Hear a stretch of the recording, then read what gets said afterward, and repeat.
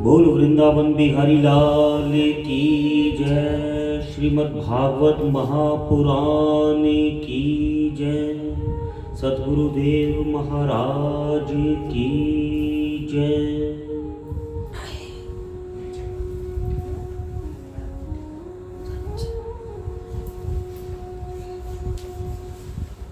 कथा में कश्यप दिति के यहाँ हिरण्याक्ष और हिरण्यकशिपु दो दैत्य प्रवृत्ति के पुत्र हुए। हिरण्याक्ष का उद्धार भगवान ने वराह अवतार लेकर किया और हिरण्यकशिपु का उद्धार प्रभु नरसिंह अवतार लेकर करेंगे। यहाँ पर राजा परीक्षित ने प्रश्न किया, गुरुदेव, ये हिरण्याक्ष और हिरण्यकशिपु कौन थे जिनके उद्धार के लिए स्वयं भगवान को अवतार लेकर धरा पर आना पड़ा, और इनको इतना बल कहां से मिला कि ये धरती को सागर के अंदर ले गए, रसातल में ले गए? इनको ऐसा बल कहां से मिला? राजा परीक्षित को सुखदेव जी बता रहे हैं कि दिति ने 100 वर्षों तक गर्भ धारण किया। जब दिति को कश्यप ऋषि ने बताया कि तुम्हारे यहां जो पुत्र पैदा होंगे वो राक्षस वृत्ति के होंगे, संसार को कष्ट देने के लिए होंगे, तो दिति ने ऐसा सोचा कि मैं 100 वर्ष तक इनको पैदा ही नहीं करूंगी। जब ऋषि कश्यप ने यह बताया कि इनके उद्धार करने के लिए स्वयं भगवान आएंगे और आगे कुल में तुम्हारे यहां पर प्रहलाद जी का जन्म होगा, जो नारायण का प्रेमी होगा, भगवान का भक्त होगा, तब दिति ने उन दोनों बालकों को जन्म दिया। दूसरा प्रश्न था कि हिरण्याक्ष और हिरण्यकशिपु पूर्व जन्म में कौन थे? तो यहां पर कथा आती है कि ये दोनों राक्षस क्यों हुए, ये कहां से आए, इनके पूर्व जन्म में ये कहां थे। इस पर एक बार ब्रह्मा जी के मानसी पुत्र सनकादिक ऋषि वैकुंठ में भगवान नारायण के दर्शन करने के लिए पहुंचे। ब्रह्मा जी के पुत्र सनकादिक ऋषि सनक, सनंदन, सनातन, सनत कुमार, जो हमेशा बाल्यावस्था में रहते हैं, केवल लंगोट को धारण करते हैं, आज वैकुंठ धाम में भगवान नारायण के दर्शन करने के लिए जा रहे हैं। 7 दरवाजे हैं भगवान के दर्शन पाने के लिए, अर्थात 7 नियम हैं। जिन्होंने अपनी ज्ञान इंद्रियों और कर्म इंद्रियों पर नियंत्रण कर लिया हो, जिन्होंने मन, बुद्धि, मद, अहंकार को जीत लिया हो, उन्हें नारायण के दर्शन होते हैं। 7वें दरवाजे पर जाकर भगवान के 2 द्वारपालों ने इन्हें रोक लिया, जय और विजय। बोले, महाराज, आप यहीं प्रतीक्षा कीजिए, मैं एक बार प्रभु से आज्ञा लेके आता हूं, अनुमति लेकर आता हूं कि सनकादिक ऋषि आपसे मिलना चाहते हैं। अब ऋषियों को मन ही मन थोड़ा क्रोध हुआ कि इन्होंने हमें कैसे रोक लिया। हमारा इतना तप है, हम हर वक्त हरि नाम करते हैं। भक्ति का भी मद हो जाता है, ज्ञान का भी मद हो जाता है। जो बहुत ज्यादा ज्ञानी होते हैं, सनकादिक ब्रह्मा जी के मानसी पुत्र भगवान का अवतार, आज उनको भी ये मद हो गया कथा में कि ये हमें रोकने वाले कौन होते हैं, ये हमें कैसे रोक सकते हैं।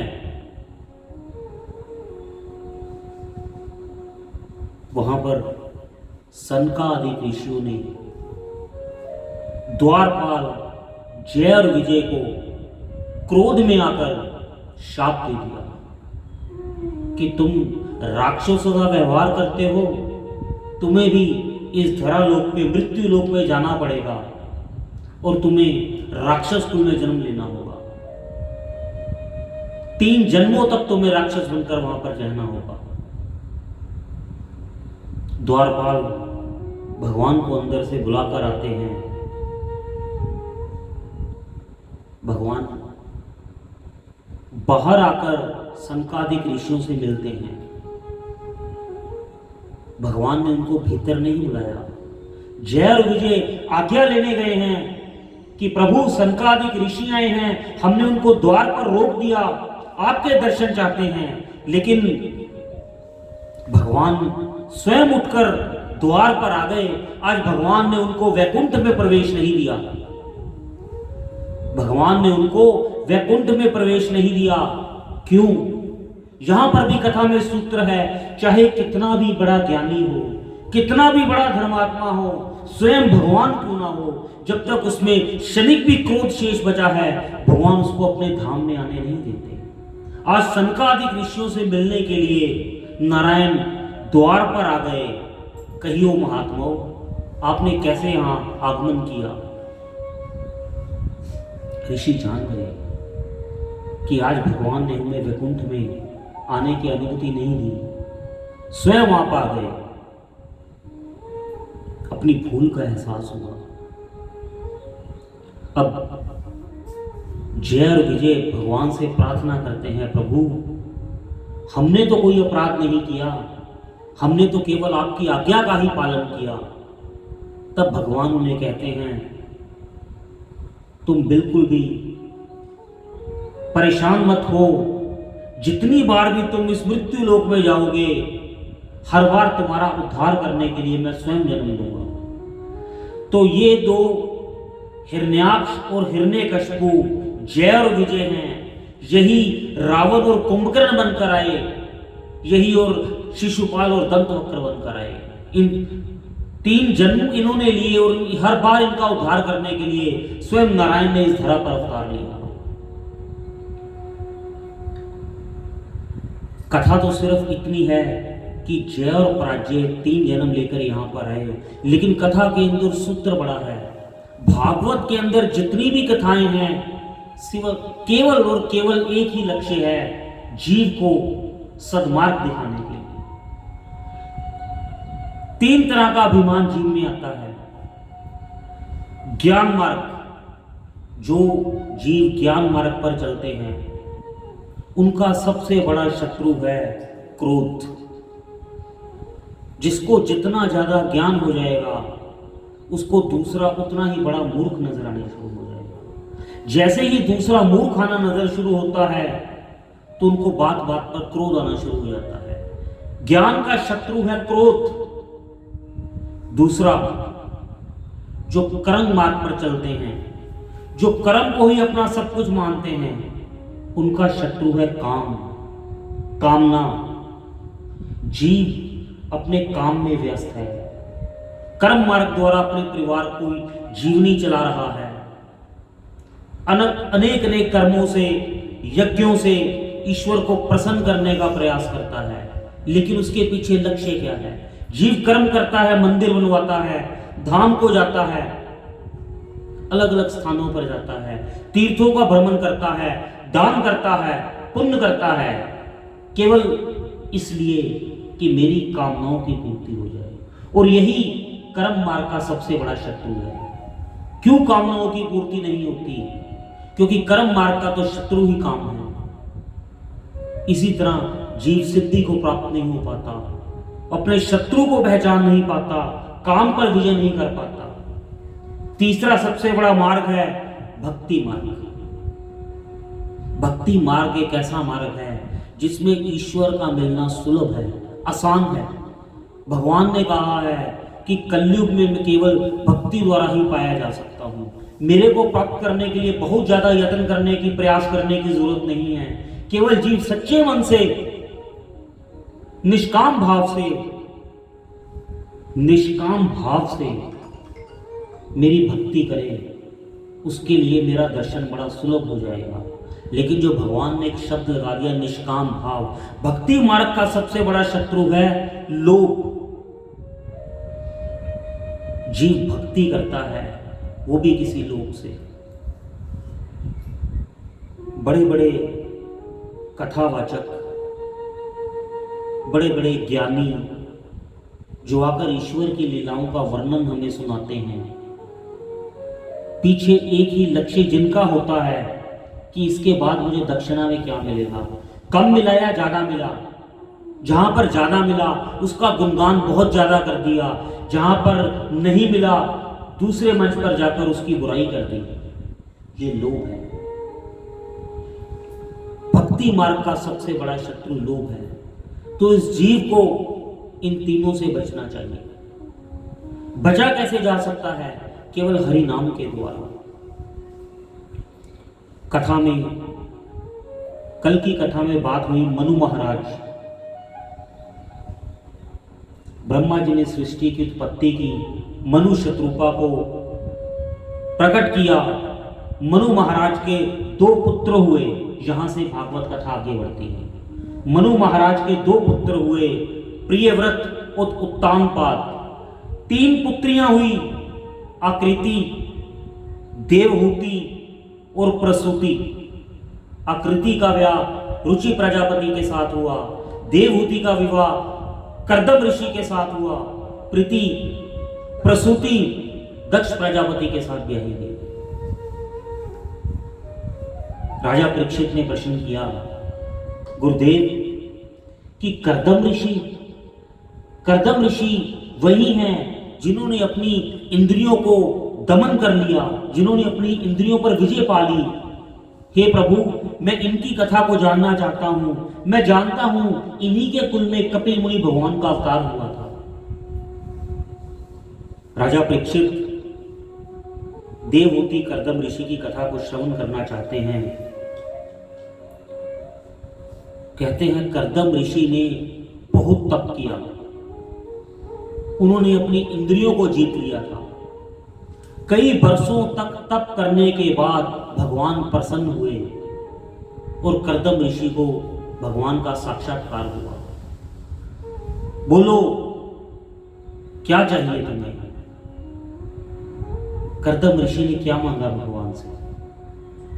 जिसने हजारों वर्षों तक तप किया, अपनी इंद्रियों पर विजय पा ली, जिन्हें अपनी देह का भान तक भी नहीं था। कहते थे ऋषि की देह में केवल हड्डियां ही मात्र रह गई थी, इतना उन्होंने तप किया, देह की सुध भी भूल गए थे। तब उनको भगवान का दर्शन हुआ। और कर्दम ऋषि ने भगवान के कहने पर भगवान से क्या मांगा? हे प्रभु, इस संसार में मैं सब कुछ देख चुका हूं, यहां पर सब माया जाल है, कोई किसी का नहीं है, केवल सत्य प्रभु सिर्फ आप हैं। पर फिर भी मेरे मन में एक इच्छा है। शास्त्र कहते हैं कि अगर पत्नी का संग हो तो पति कभी कुमार्ग पर नहीं जाता। पत्नी के संग भक्ति में अगर पति लग जाए तो जीवन सरल हो जाता है। तो मेरी आपसे प्रार्थना है, मुझे एक ऐसी धर्म पत्नी दें जो मुझे हमेशा धर्म के मार्ग पर लगाए रखे। कर्दम ऋषि ने अपने विवाह की इच्छा प्रकट की। भगवान ने कहा, 2 दिन बाद आपके यहां नारद मुनि जी आपका एक रिश्ता लेकर आएंगे।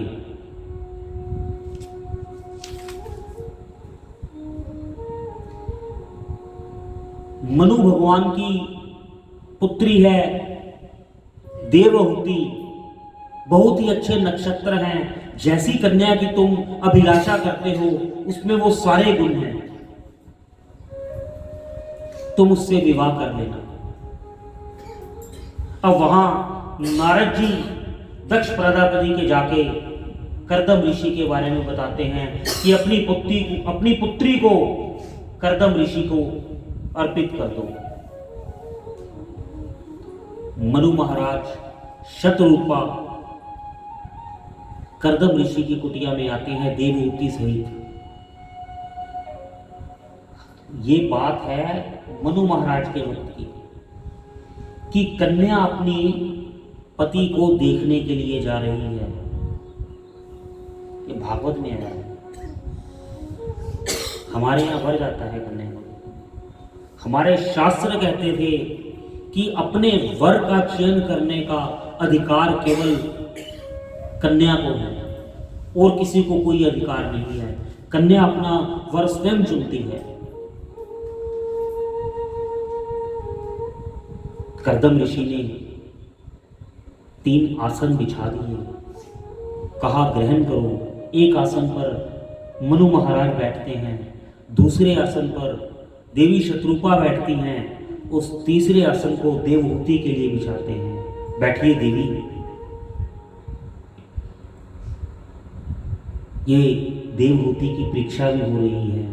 देवहूति सोचती है कि ये मेरे होने वाले वर हैं और इनके बिछाए हुए आसन पर मैं बैठूं तो ये शोभा नहीं है। अर्थात मेरा पत्नी मेरे लिए कुर्सी लगाए और मैं उस पर बैठ जाऊं, ऐसा शोभा नहीं देता। परंतु ये मेरे को कह रहे हैं बैठ जा और मैं वहां पर नहीं बैठूंगी, इससे भी उनका अपमान होगा। देवहूति आसन के पास जाकर बैठती है और आसन के ऊपर हाथ रख देती है। कथा से जरूरी कुछ नहीं है, कथा से जरूरी कुछ नहीं है, सच्ची बता रहा हूं, है ना। इस संसार ऐसे ही चलता रहेगा, कभी नहीं खत्म होगा। देवहूति आसन के ऊपर बैठती नहीं है, देवहूति उस आसन के ऊपर अपना हाथ रख देती है। मानो प्रभु आपने जो मेरे को प्रदान किया मैं उसको स्वीकार करती हूं और आपकी द्वारा की हुई सेवा, मैं आपकी सेवा करने के लिए आई हूं, आप मेरी सेवा कैसे करोगे, इसलिए मैं उसके ऊपर बैठ भी नहीं सकती। ऐसा भाव कर्दम ऋषि जान गए कि जिस तरह का मैं सोचता हूं कन्या में सभी वो गुण है। कर्दम देवहूति का विवाह होता है। आज कर्दम ऋषि देवहूति से पूछते हैं तुम्हारी क्या इच्छा है देवी?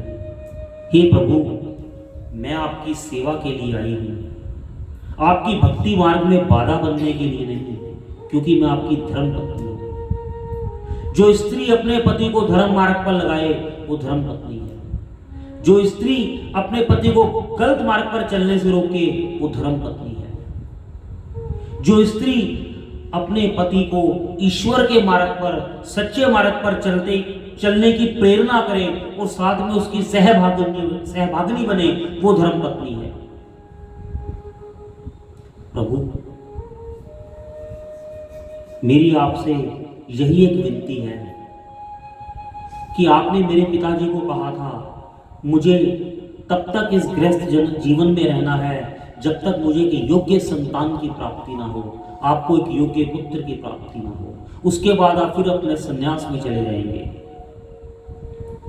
विवाह होते ही कर्दम ऋषि 10,000 वर्ष तक के लिए तपस्या में चले गए। कर्दम ऋषि तपस्या के लिए बैठे हैं और देवहूति रोज उनके लिए जल लगती है। कब प्रभु की समाधि टूटेगी, कब उनको जल की आवश्यकता होगी, कब उनको फल फूल की आवश्यकता होगी, वो रोज उठती है, रोज भगवान के सामने बैठती है, फल रखती है, पुष्प रखती है, जल रखती है, लेकिन कर्दम ऋषि अपनी समाधि में है।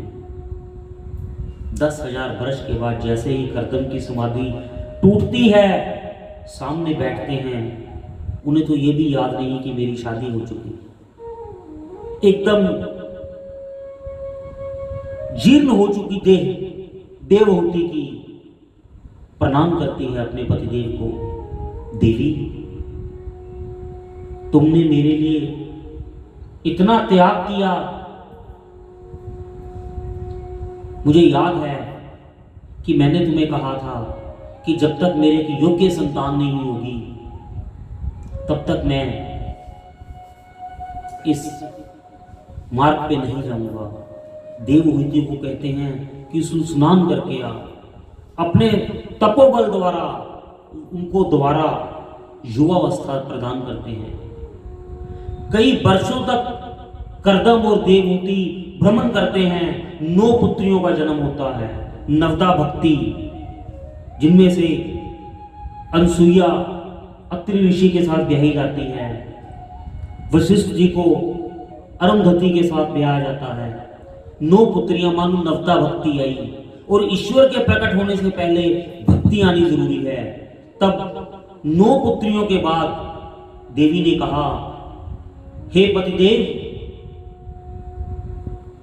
बहुत आपने संसार दिखा दिया, बहुत आपने इन भोगों को रसा दिया, कृपया मुझे कुछ ऐसी संतान दे जो मेरे मन को शांति मिले, जिससे मैं ज्ञान पा सकूं। पति पत्नी दोनों फिर तप करते हैं, फिर बरसों तक तपस्या करते हैं, फला आहार रहते हैं, देह की शुद्ध बोल के हरि नाम करते हैं। तब उनके यहाँ भगवान कपिल का प्राकट्य होता है। देवहूति के यहाँ भगवान कपिल का प्राकट्य होता है पुत्र रूप में। कथा का सार क्या है? इस कथा से हमें क्या शिक्षा मिलती है?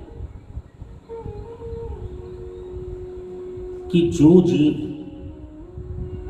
हजारों वर्षों तक तपस्या करता है, भक्ति उसी को मिलती है। भक्ति इतनी सरल नहीं है। हजारों वर्षों की तपस्या के बाद 9 पुत्रियां नवदा भक्ति कर्दम ऋषि के यहां प्रकट होती है, और जो नवदा हर तरह की 9 की 9 भक्ति में कुशल हो जाता है, स्वयं भगवान उसके घर में पुत्र बन के आना पसंद करते हैं। पुत्र बन के आने से क्या अर्थ है? जैसे पुत्र अपने पिता का ध्यान रखता है, पिता अपने पुत्र को प्रेम करता है, जीव और भगवान का फिर वैसा ही रिश्ता हो जाता है।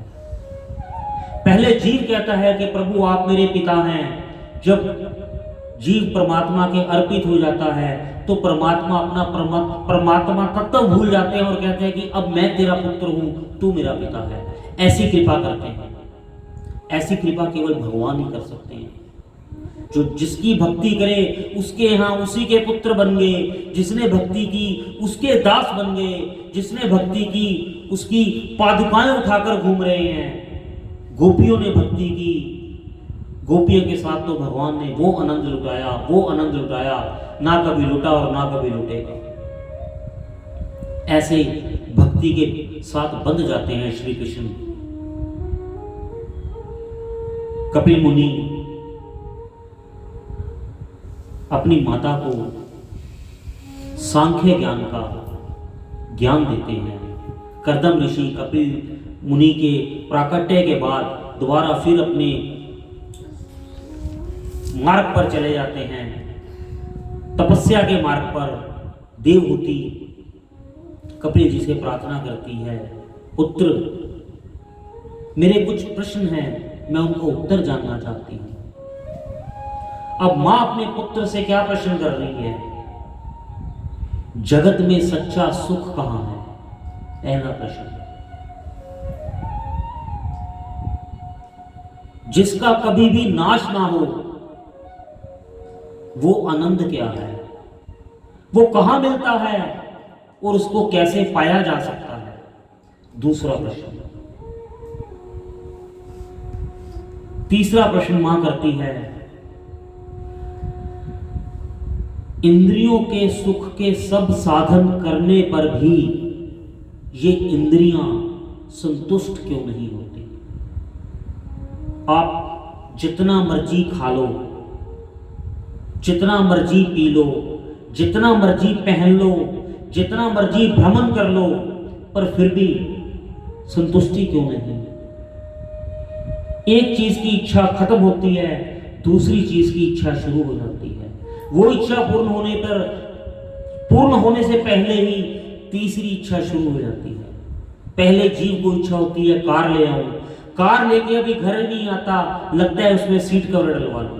सीट कवर डलवाते ही लगता है इसमें मैट और इसके लिए अंदर परफ्यूम भी लगवा लूं, अभी वो लगवाया नहीं हुआ, कहता है टेफलॉन कोटिंग करवा लूं। पूरा खुश होकर जीव जब गाड़ी लेकर निकलता है, ये आज की स्थिति बता रहा हूं, साथ से उससे बड़ी गाड़ी निकलती है, अगली बार मैं ये लूंगा। अभी तो पहले की किस्तें नहीं उतरी, अगली बार मैं ये वाली लूंगा। ये जीव का हाल है। इंद्रियों को कितना भी संतुष्ट कर लो, ये तृप्त क्यों नहीं होती? ये मां देवहूति का प्रश्न है, जिसने भगवान को जन्म दिया। साधारण जीव का तो हाल ही क्या है। कपिल मुनि ने कहा, मां, जड़ वस्तुओं में सुख नहीं है, सुख केवल सत्य में है। जड़ वस्तुएं जो आज हमें ऐसा लगता है कि हमारे सुख का कारण है, जो जड़ वस्तु हमें जितना ज्यादा सुख आज देगी, कल वही हमारे दुख का कारण बनेगी। जिस चीज जड़ वस्तु में सुख का मतलब हमें उस चीज के साथ मोह हो जाएगा। आज हमने एक घर ले लिया, एक जमीन ले ली, एक दिन तो वो छूटेगी, क्योंकि वो कल किसी और की थी और कल किसी और की हो गई। जिसके पास कल थी वो उसको सुख दे रही थी, जिसने उसको छोड़कर आज आपको दे दिया, आज वो आपको सुख दे रही है, लेकिन जिसने छोड़ी है उसको वो दुख दे रही है। जो आज आपको सुख दे रही है, कल आप वो वस्तु किसी और को देकर जाएंगे, तब वो आपके दुख का कारण बन जाएगी, किसी और के सुख का कारण बन जाएगी। तो जड़ वस्तु में सुख नहीं है। जब तक जीव जड़ वस्तु में सुख की कल्पना करेगा, तब तक जीव सुखी हो ही नहीं सकता। और माता, सुख और दुख क्या है? सुख और दुख कुछ भी नहीं है। जैसे जीव का स्वप्न सच नहीं है, वैसे सुख और दुख भी सच नहीं है। केवल इंद्रियों का विषयों के साथ संयोग ही हमारे मन को सुख की कल्पना करता है, और इंद्रियों का विषयों के साथ वियोग ही हमारे मन को दुख की कल्पना करता है। सुख और दुख केवल मन के भाव हैं। आत्मा को सुख और दुख नहीं बसते, ये केवल इस मन को लगते हैं। लगते तो मन को हैं, लेकिन इनसे छूटा कैसे जाए? आपने सत्य कहा, लेकिन इनसे छूटा कैसे जाए? प्रयास द्वारा। भगवान मनु भगवान, अपना कपिल भगवान कह रहे हैं, माता, मन ही मन का मित्र है और मन ही मन का शत्रु है। जिस जीव ने अपने मन द्वारा अपनी आसक्तियों पर विजय पा ली, उसी जीव का मन उसका मित्र बन जाता है। और जो जीव अपने मन के द्वारा वासनाओं में भटक गया, उसी का मन उसका शत्रु बन जाता है। मन के हारे हार है, मन के जीते जीत। मन के पीछे ना चालिए, पलक पलक मन और। तो मन के पीछे नहीं चलना चाहिए। देह में इतना सुख क्यों है? माता ने पूछा, देह में इतना सुख क्यों है? जीव कितनी बार इस देह के साथ इस धरा पर आता है, लेकिन फिर भी देह का स्नेह क्यों नहीं छूट पाता? क्यों जीव अभी तक देह में फंसा हुआ है? माता, क्योंकि जीव में अंदर ज्ञान की कमी है। एक जीव जब किसी से प्रेम करता है, अपने पुत्र से, अपने भाई से, अपनी संतान से, और जब उसकी मौत होती है, मृत्यु होती है, तो जीव बड़ा दुखी होता है, बहुत रोता है, बड़ा पछताता है, ये क्या हो गया। मृत्यु होने पर देह का तो नाश नहीं होता, देह तो वहीं पड़ी है। देह के अंदर से केवल प्राण निकल जाते हैं, जिससे उसी वक्त हमारा देह के साथ प्रेम भी खत्म हो जाता है। शरीर वहीं पर है, फिर भी हम रोते हैं।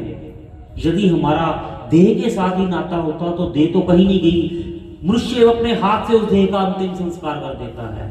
इसका मतलब हमारा प्रेम उस देह के साथ नहीं था, जिसके कारण वो देह थी। सत्य तो वही है, वो जीवात्मा, देहधारी का आत्मा। लेकिन ये जानते हुए भी हर मनुष्य इस बात को जानता है कि देह के साथ प्यार करने का लाभ नहीं, देह तो उस आत्मा के कारण ही चल रही है। लेकिन फिर भी ये मन है, इस बात को, इसके ऊपर पर्दा पड़ा हुआ है ऐसा माया का, वो सब कुछ जानते हुए भी गाफिल हो जाता है, इस बात को जान नहीं पाता। एक ढेर सारे मिठाई की थाली हो, जीव मीठे का शौकीन हो, उसको पूरी थाली भर के दे दो, वो खा लेगा, उसे बड़ा सुख का अनुभव होगा। और वही पूरा पेट भरने के बाद वही थाली उसके पास दोबारा रख दो, वो कहेगा नाना मुझे तो देख के भी घबराहट हो रही है। क्यों?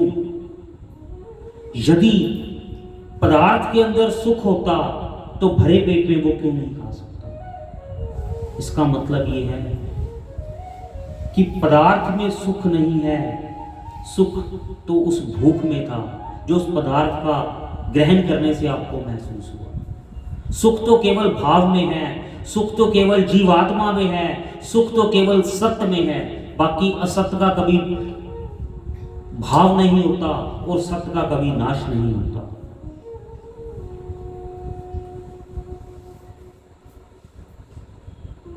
एक बार यहां पर एक कथा के माध्यम से संत समझा रहे हैं कि अपने मन को कैसे समझाया जाए। मन को समझाने के लिए हरिनाम की और प्रयास की जरूरत है, तप की जरूरत है। प्रयास करना चाहिए अपने मन पर विजय पाने के लिए। हम प्रयास करते हैं इंद्रियों को सुख देने की। यदि हम प्रयास मन पर विजय पाने की कर लें तो इंद्रियां अपने आप ही नियंत्रण में आ जाएगी। फिर कैसा सुख और कैसा दुख। एक बार एक राजा था, राजा के यहां पर एक बकरा है। राजा ने ऐलान कर दिया कि जो इसको इतनी घास खिलाकर इसको पूरा प्रसन्न कर देगा उसको मैं बहुत सारा इनाम दूंगा। एक व्यक्ति आया, बकरे को ले गया, सुबह से शाम तक उसको खेत में चराता रहा, भर भर के घास चरा दी। सुबह से शाम तक बकरे का जब पूरा उसको लगा कि मन भर गया, राजा के पास ले आया। महाराज अब इसका पूरा मन भर गया, अब ये घास नहीं खाएगा दोबारा। राजा ने घास का एक टोकरा मंगवाया, बकरे के सामने रख दिया। बकरे ने फिर घास खानी शुरू कर दी। वो भी बड़ा हैरान हुआ, इतना तो इसको रजा बुझा के लाया हूं, अभी तक ये हटा नहीं। इतने में पीछे एक और संत वृत्ति का इंसान था, वो जान गया। वो कहते महाराज एक मौका मुझे भी दो। बकरे को ले गया वन में, बकरा घास खाने लगा, पीछे से जोर से छड़ी मारी उसने। जैसे ही बकरा घास को मूल गए, वो पीछे से जोर से उसके छड़ी मारे, बकरा खाना छोड़ दे। जैसे ही घास की तरफ जाए फिर उसको छड़ी मारे। सुबह से शाम तक उसने इतनी छड़ियां खाई, इतनी मार खाई, अब वो तो घास की तरफ आंख भी ना करे। उसे तो समझ आ गई घास की तरफ जाऊंगा तो डंडा पड़ेगा। राजा के पास ले गया, महाराज आज के बाद ये घास नहीं खाएगा, मैंने समझा दिया इसको। राजा ने घास की टोकरी मंगाई, बकरे के सामने रखी। अब घास सामने ही बकरा मुड़कर देखे। राजा बड़ा हैरान कि बकरा घास क्यों नहीं खा रहा। कौन है ये बकरा? बकरा हम हैं। और राजा कौन है?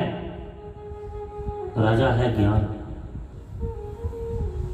जब तक इस बकरे को, इस मन को ज्ञान रूपी छड़ियां नहीं पड़ेंगी तब तक ये मन समझ नहीं सकता।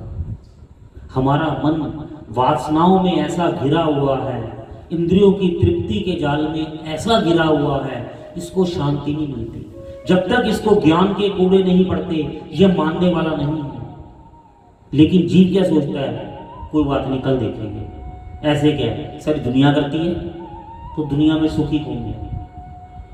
हर इंसान परेशान है।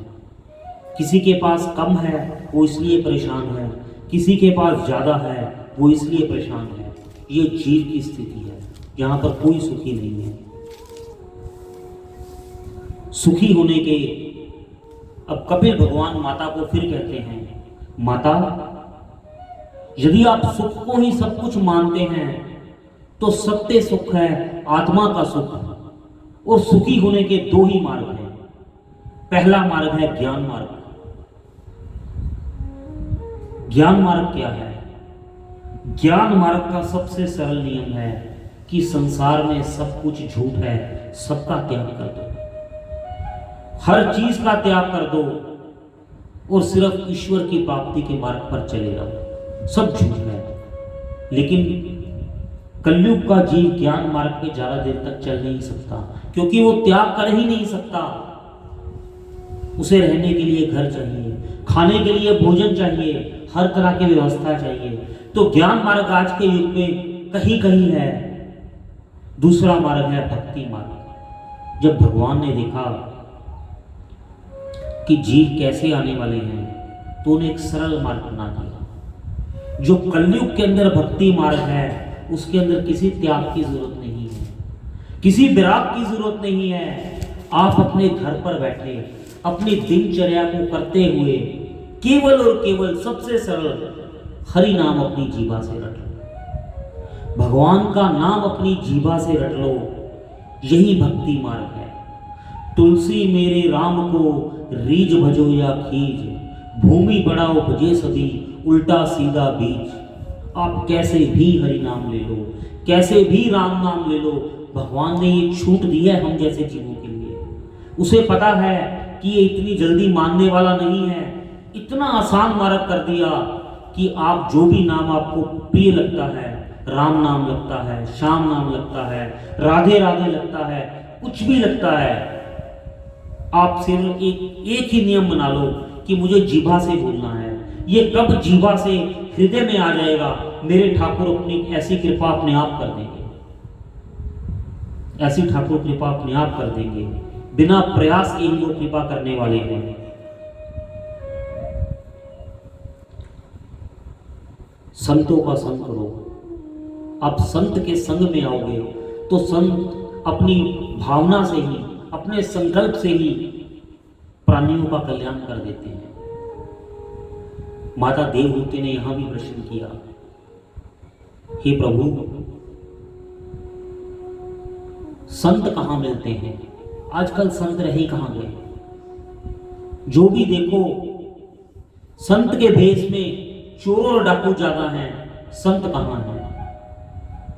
हम जैसे जीवों के लिए देवहूति माता प्रश्न कर रही है कि संत कहां मिलते हैं। जो धर्म पत्नी हो कर्दम ऋषि की, वो ऐसा सवाल कर रही है कि संत कहां मिलते हैं। जिनका पुत्र हो कपिल भगवान, वो माता प्रश्न कर रही है कि संत कहां मिलते हैं।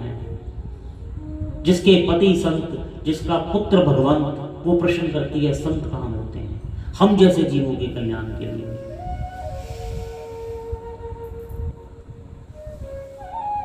कपिल भगवान ने कहा, माता स्वयं संत बनो, स्वयं संत बनो।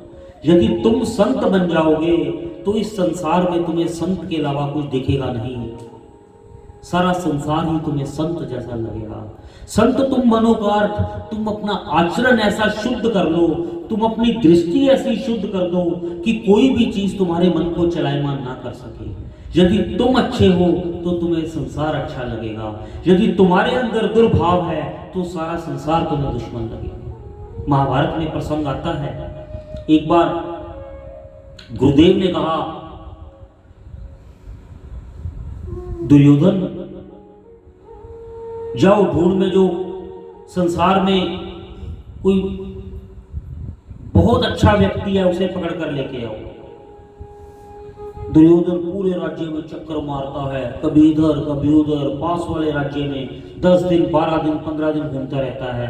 गुरुदेव, मैंने तो अपनी सारी नगरी छान ली, अपना सारा राज्य छान लिया, पड़ोस का राज्य भी छान लिया, सब चोर है, कोई ढंग का आदमी नहीं है। नहीं गुरुदेव, मैं नहीं ढूंढ के ला सकता। अब युधिष्ठिर को बुलाया, युधिष्ठिर तुम जाओ और कोई चोर पकड़ कर लेके आओ, कोई झूठा व्यक्ति पकड़ कर लेके जाओ, कोई जो बिल्कुल बेकार हो उसको पकड़ कर ले आओ। अब युधिष्ठिर पूरे राज्य में चक्कर मारते हैं, पड़ोस में चक्कर मारते हैं, गुरुदेव के पास वापिस आते हैं। गुरुदेव, क्षमा चाहता हूं, मैंने तो सारा राज्य, सारा नगर, अड़ोस पड़ोस के भी सारे नगर घूम लिए, मुझे तो कोई भी चोर उचक्का नजर नहीं आया, कोई भी ऐसा जीव नहीं है जिसका कोई लक्ष्य नहीं है, जिसकी कोई जरूरत नहीं है। प्रभु, केवल मैं ही हूं जो मुझे मैं सबसे बुरा हूं, जो आपके सामने खड़ा है, आप उसको देखो। यही भाव है।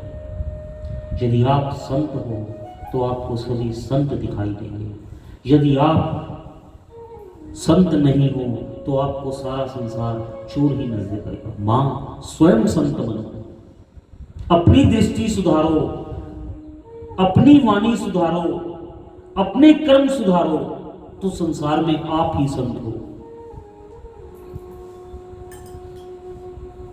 एक बार एकनाथ महाराज गंगा के तट पर स्नान के लिए जा रहे थे। एकनाथ कलयुग के संत हैं जिन्हें भगवान का साक्षात्कार हुआ। देवी 5 मिनट शेष में। एकनाथ महाराज गंगा के तट पर जा रहे हैं स्नान के लिए। रास्ते में एक पठान मिलता है, वो महाराज के मुंह पे थूक देता है। महाराज जाते हैं, फिर दोबारा स्नान करते हैं, फिर वापस आते हैं, वो फिर एकनाथ के महाराज पे थूक देता है। ढोंगी है, कहता है, बना फिरता है संत, ये ढोंगी है। फिर तीसरी बार एकनाथ महाराज स्नान करके आते हैं, फिर थूकता है, फिर जाते हैं। 108 बार एकनाथ महाराज स्नान करके आए। 108 बार उस पठान ने एकनाथ महाराज के मुंह पे थूक दिया। 108 बार स्नान के बाद जब एकनाथ महाराज आए, चरणों में गिर गया, हे प्रभु मुझे क्षमा करें। इतना धैर्य आपने, इतना धैर्य। मैंने आपको ढोंगी कहा, पता नहीं क्या क्या नहीं कहा। आप स्नान करके आ रहे हैं और मैं बार बार आपके मुंह पे थूक रहा हूं, आपने एक बार भी मेरे पे क्रोध नहीं किया। धन्यवाद करते हैं एकनाथ जी। अरे ये तूने थूका नहीं, तूने मेरे पे कृपा की है, वरना मुझको एक ही दिन में 108 बार गंगा स्नान का पुण्य कहां से मिलता। ये संत है, ये संत है।